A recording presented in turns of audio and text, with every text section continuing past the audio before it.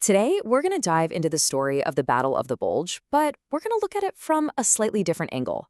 We're going to follow the German soldier through their last great offensive of the war and really track that wild psychological journey, the one that starts with this shocking surge of hope and ends in total, absolute despair. So I want you to just picture this scene for a second. It's the fourth day of the battle. A German officer is watching these long, winding columns of American prisoners marching into captivity. I mean, all around him, it's just evidence of a massive, stunning victory. But even then, he knew. He could see that this incredible triumph was masking a much, much darker reality. It was a victory, all right, but it was built on a foundation of false hope. And that really brings us to the core question here. How did this massive gamble, Germany's most successful attack in years, end up being the very thing that sped up its final collapse? It's this incredible, tragic paradox. And to really get our heads around it, we need to rewind the clock a few months. To understand the gamble, you first have to understand the sheer desperation that was fueling it. By late 1944, the situation for Germany on the Western Front was just grim. The Allied breakout from Normandy had completely shattered the Wehrmacht, and it sent them reeling in this chaotic retreat all the way back to their own border. The state of the army was just shocking. Get this, it was estimated that over half the soldiers had lice and were suffering from malnutrition. The retreat was so bad, some German troops were actually caught looting from their own civilians. But then, as they got pushed back to their own border, the Siegfried Line, something shifted. The threat of their homeland being invaded actually hardened their resolve. One soldier wrote, "I can defend my homeland anew with more courage." So the front stabilized, but it was very much the quiet before the storm. And in that quiet, this enormous machine was secretly set into motion. The Germans kicked off preparations for Operation Watch on the Rhine. All of a sudden, fresh conscripts, brand new units, they just start showing up. Supply dumps seem to materialize overnight. More than 1,000 trains start ferrying men and equipment to the Ardennes. And the secrecy was absolute. They enforced one-way traffic to the front, and the Gestapo patrolled villages to make sure nobody talked. Something huge was definitely coming. But this massive buildup kind of begs a question, right? With the attack just hours away, what was actually going through the minds of the men who were about to be thrown into this thing? Well, the answer isn't simple. It was this really potent mix of wild, incredible hope and just grim, bottom-of-the-barrel desperation. Okay, now what's so interesting is how you can really break down the two dominant mindsets in the army at this point. In the elite SS units, you had this fanatical, almost mystical belief that this was some kind of holy mission and that victory was destined.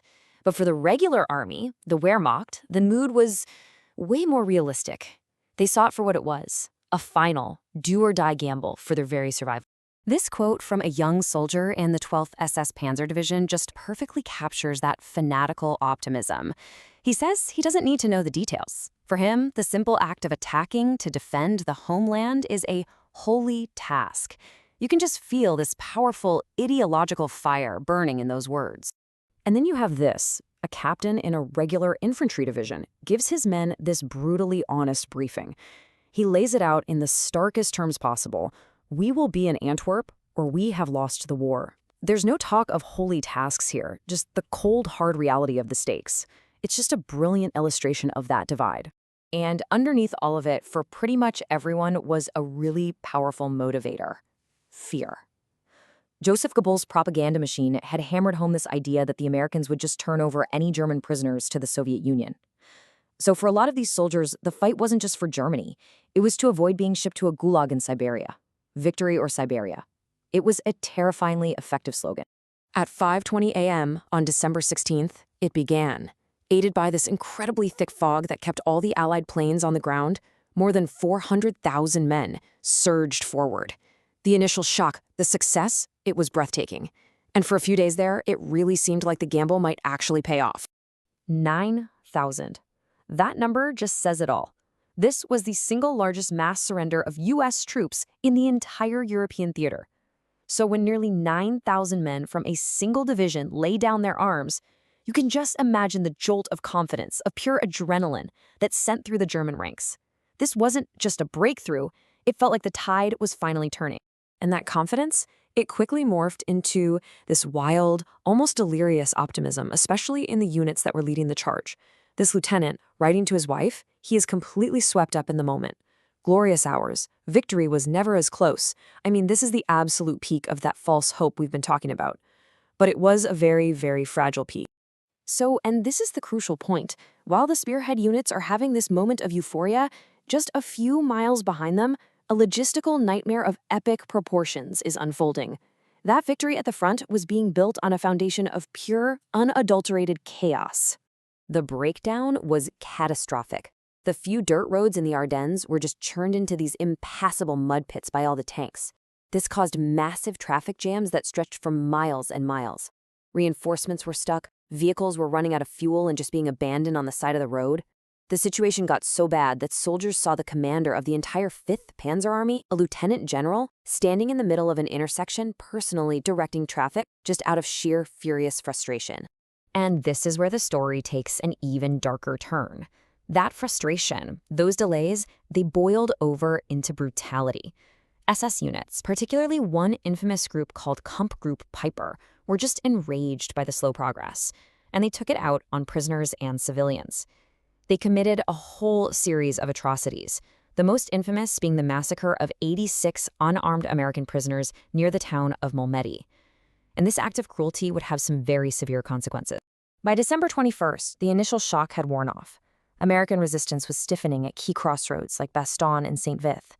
The German advance started to lose steam, and that fragile hope, well, it began to freeze over, quite literally. This timeline really shows you just how quickly it all fell apart.